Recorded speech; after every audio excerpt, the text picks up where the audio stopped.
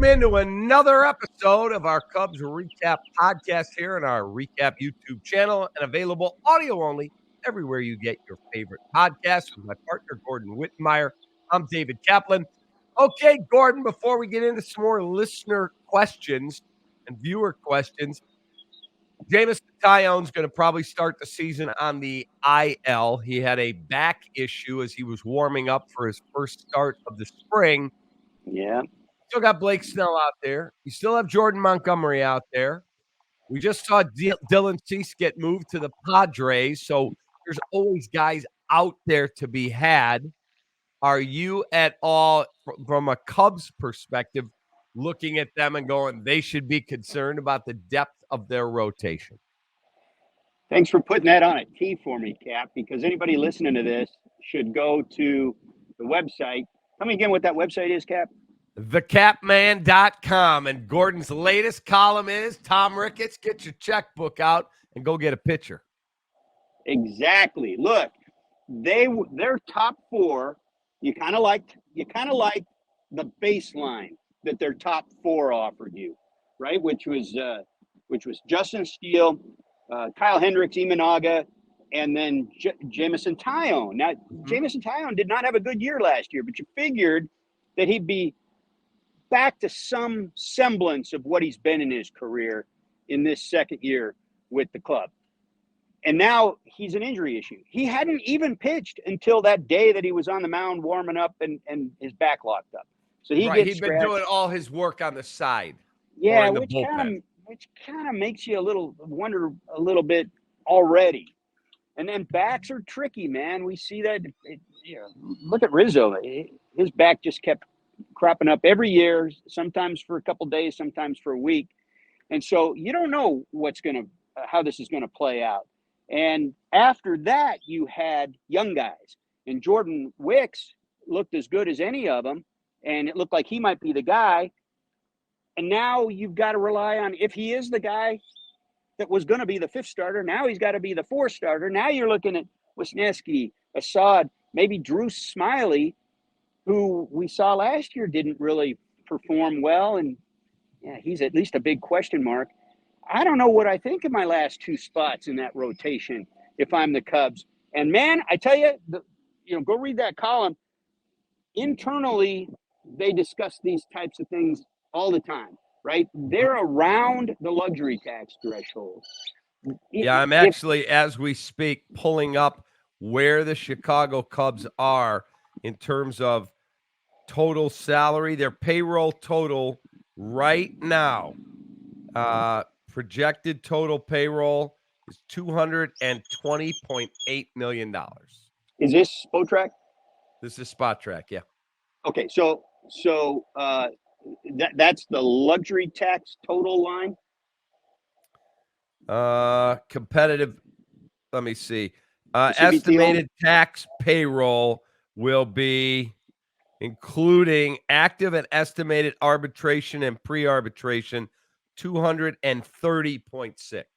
Now, I don't know if they've added the estimate for benefits, but that's typically 15 million plus.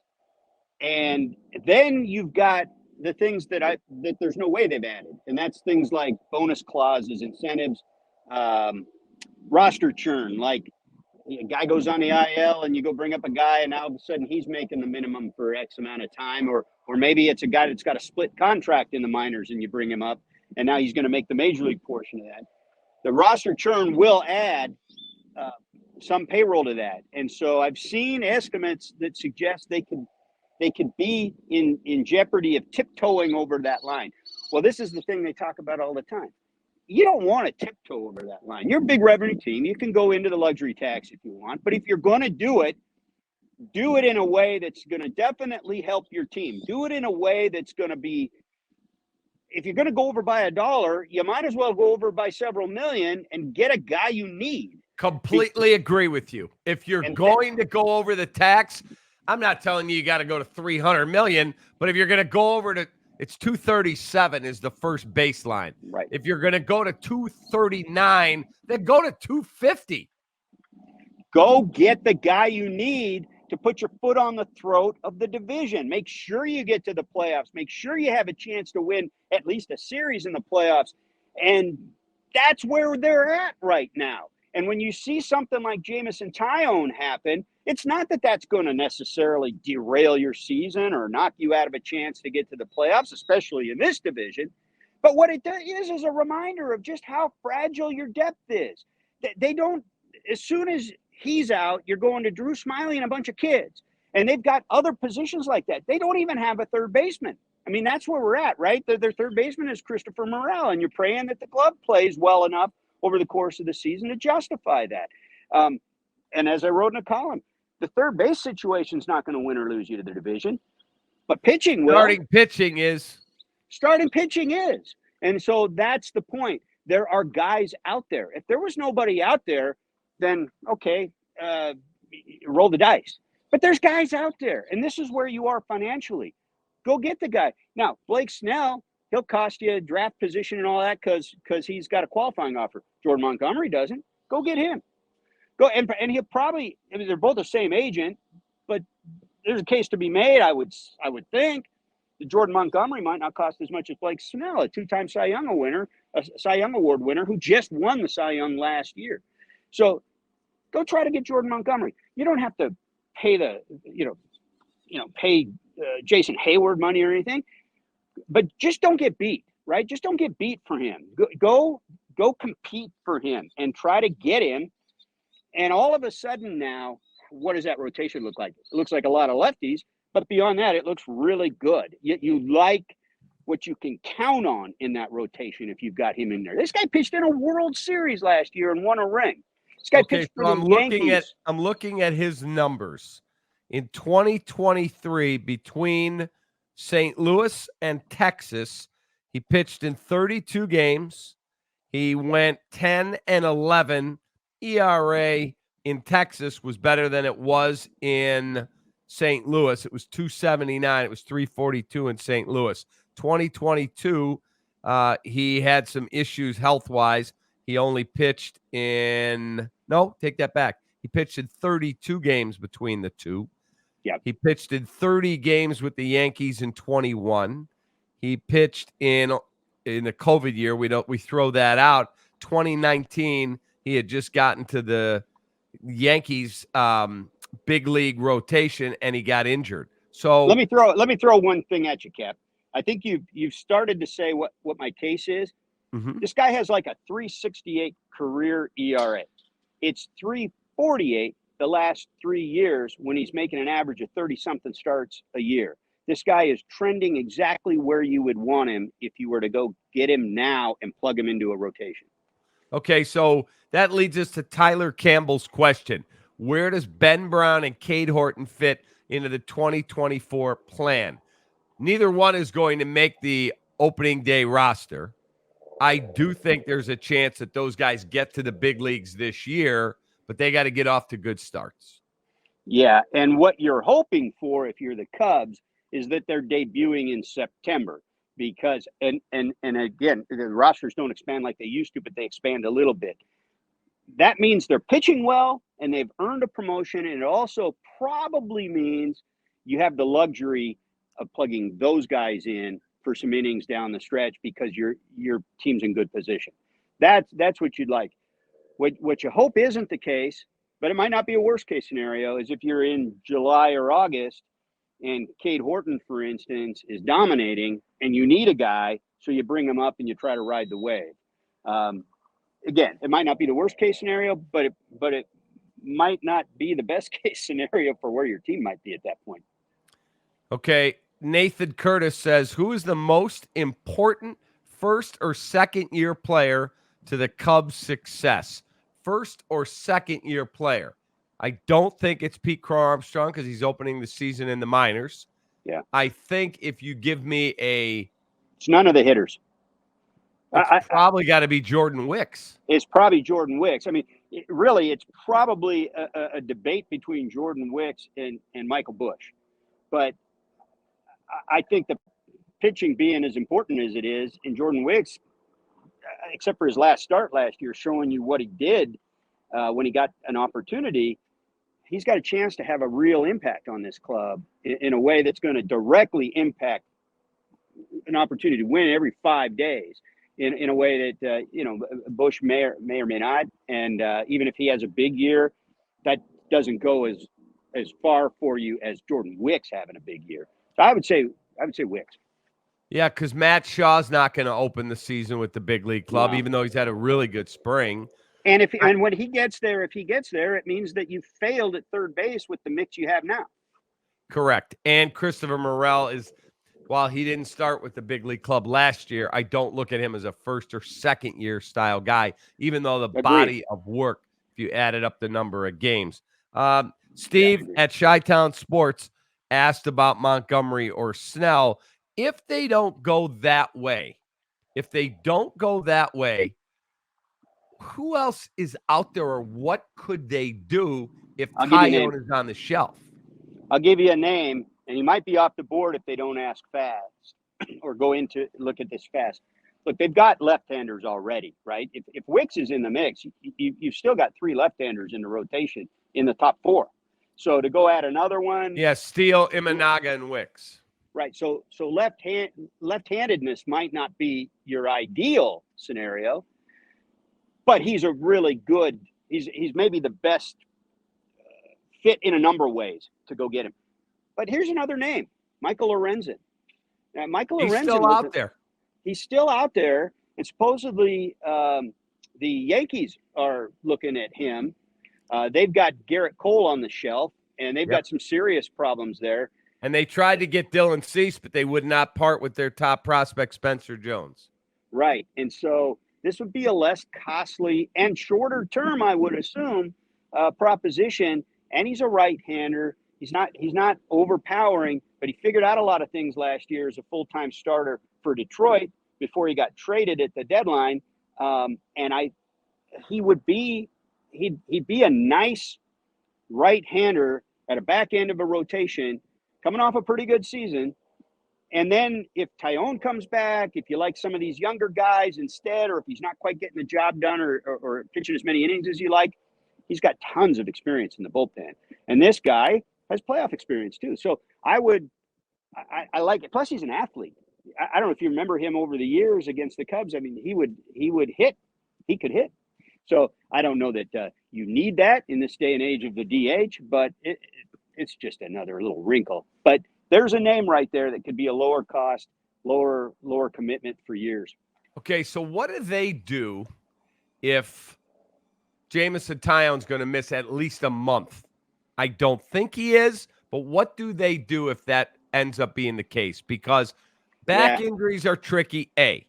B, you're pitching him in cold weather with a back situation. They go, and they could say all they want to me, look, he's only going to miss, 4 stars, 3 stars, whatever the number is. Yeah, I've heard that same bullshit over the last 15 years covering this team when, that guy was wearing flip-flops and his heel is bothering him. It turned out it was his godforsaken elbow. Mark Pryor to this guy to that guy. You never get shot straight that this guy's going to be out. And all of a sudden, it's May 26th, and the guy's finally coming back.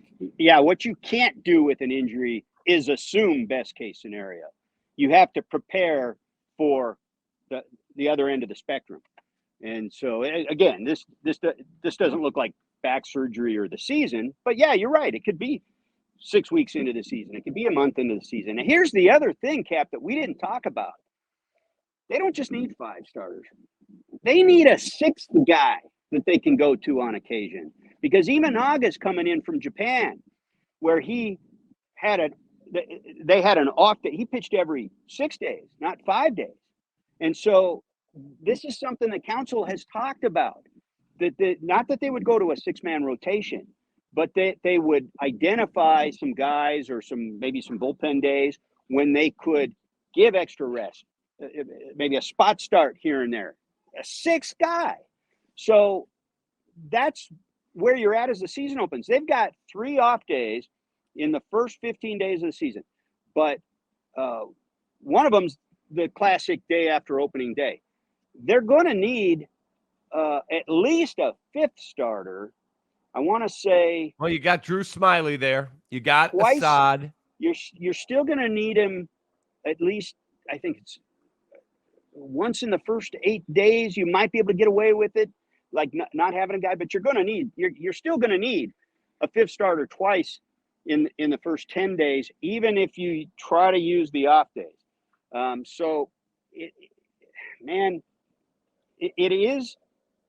It's at least a bit of a calculus here on the games and the innings and the starts.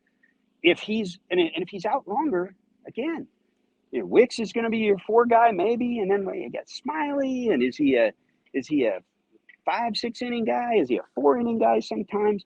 What does that mean? And early in the season is you just mentioned it. You got cold weather, plus you just have guys aren't in midseason form. So you mentioned Michael Lorenzen. You mentioned, we talked about Snell and Montgomery. How long does Snell sit on the market in your opinion? Because I don't think the Yankees give a flying rip about a draft pick. If Garrett Cole's out 1 to 2 months at least, they can't get a deal done for Dylan Cease. At some point, they're going to have to step up and just write a check and go, all right, whatever it costs us in luxury tax or compensation pick. They can't flush a season in New York. No, and from the because I don't think the Cubs are going down that road. From the Yankees standpoint, we know why Dylan Cease made sense, right? Another year at club control, and there's some cost certainty somewhat in there, and he's still a young guy and all that. Lorenzen, we know why Lorenzen makes sense, because you can get him probably on a short-term deal. You can get him to sort of cover your needs right now without it being this commitment like you gave Carlos Rodon, and a 6-year, what was that, $120 million, $140 million, no, $162 million. Correct. Going in last year, and he didn't pitch for you. And boy, all eyes are on him right now because they need him bad. So you're going to go make another big investment on a guy, be it a Blake Snell or even a Jordan Montgomery, and then where does he slot if Rodon's good, if Garrett Cole comes back, and long term, where are you at? And then how many luxury tax thresholds you're going to blow through, even if you're the Yankees. That's why Cease and Lorenzen made sense. I don't know how long Snell stays out there. There is with the qualifying offer. I want to go back to when the Cubs signed Craig Kimbrell. Mm-hmm. They did it late enough in the season. They didn't give up a draft pick. They didn't give up the draft pick because he put in that, he bided that time. And then, but I believe that relates, if I'm not mistaken, it relates to the draft, and the draft is later now. So that's going to come into that could come into play big time. He's going to have to accept at least, I would think, unless, Boris has said that other teams have started showing interest, unless they're getting some competitive offers against one another, he's probably going to have to take something short term just to get himself pitching. All right, next one is from David Pilar, and he said, do we trust Adbert Alzolay as the closer going into this season? I would answer it this way. He's going to get every chance to keep his gig as the closer, but Hector Neris comes in and has really good stuff. He has a closer mentality. He would probably be a guy they would consider using there. But right now, I think it's Alzolay's gig to lose. I would agree with that. I also think that we saw this for sure with Rossi. And Counsell had the luxury of Devin Williams and Josh Hader in recent years. So he didn't have to make these kinds of decisions. But they've got, between Alzolay, Neris, and a couple of the other guys in that bullpen, if somebody's performing real well, if somebody's locked down for a stretch, that could be your closer for a month. And so do we trust Alzolay? I don't know. We should be able to at this point in his career. He seemed to have some things figured out last year. He did. And that should, at this point in his career, that should be able to carry into this year. We should be able to trust him. But if we can't, I think they've done a better job than they did last year of at least having some backup plans to that. So I think that it's less of an urgent question than it might have been a year ago if you were asking, well, who's this team's closer if they're in contention? Because that became an issue. Okay, but I cannot I shouldn't say this. I can't believe that they won't add on to the bullpen this year if they're as close as they were last year. Well, Fair? keep in mind. Yeah, but keep in mind, like last year, there were some high prices out there. Teams paid high prices for some of the relievers they went and got. But Gordon, I don't want to hear that. I don't mean you. I don't want to I'm- hear them go, well, we would have had to give up our fifth best prospect. I don't give a flying rip. Well, that's what. So which is it? Like, you and fell this is where one game short. God damn it! I'm with you on that. And so you got to do one or the other. You got to either go out and spend the money, and as Theo had said at least a couple of times, the good thing about free agency is it's only money. Correct. So go spend the money. You're the freaking Cubs. Or if you're not going to spend the money, then isn't that why you tanked and built your farm system up? Correct. Not all these guys are going to play in Chicago. But we hear it out of both sides of their mouth, Cap. We've heard it for years out of both sides of their mouth. And that's the problem. So they'll get to the deadline and guys will be out there. And like last year, the prices will be high and they won't get Sam Moll. The Cincinnati friggin' Reds will get him because the Cincinnati Reds will give up Joe Boyle, who's probably going to be in the A's rotation this year. He looked really good when he debuted last year. A starting pitching prospect who was ready to go for the A's down the stretch. That's what it took to get Sam Moll, a lefty that the Cubs want. Instead, they get Quas, right? So you tell me what they're going to do. I don't get trust what them. You pay for. Yes. I don't trust him to go out and get the Aroldis Chapman that's out there available this time. Now, that was a situation where they were on the way to 100 wins, and they knew they had a chance to win the whole thing. But I think this year, if you're playing well and you got a chance to win that division, I think you have to go for it, if not quite Aroldis Chapman level, at least high level. You got to be serious and fill your holes. Well, here's my question, and I'll wrap it up here with you. If you are spending $230 million, we'll call it 231 with all your stuff, then if you're not trying to freaking win at the deadline or you're going to start your team shorthanded, then why don't you spend $150 million and just say we're not ready to win? You're talking my language. You better be effing trying to win if you're spending $230. You can't miss the fucking playoffs, the effing playoffs, if you're spending $230 million. Completely agree. It'd be like having a shitty house and my wife goes, hey, you know what? Why don't we repaint all the walls? I'm like, hun, the water's pouring in through the walls. Why don't we get the freaking house fixed first? Or how about this? You think you've built a good foundation. You've got good bones in the house. It's a nice house on the whole, but you decide to go with the shitty old roof. Yeah, let's go fix the roof. It's enough now. It's time to freaking win the division. Let's go. That's why I say you should address. There are things right now that you can foresee, and there's ways to address them, and I think you should. I think that's how they should be looking at this.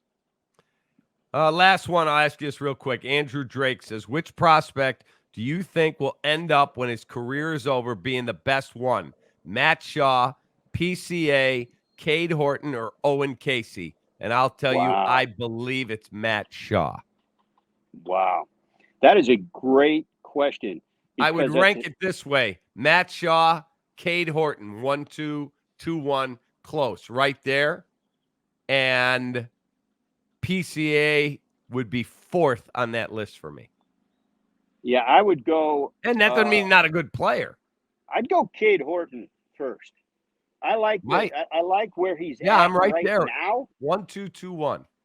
And then I might even put Owen Casey a little bit ahead of Shaw. And I'm with you on right now until PCA shows me more as a big league bat.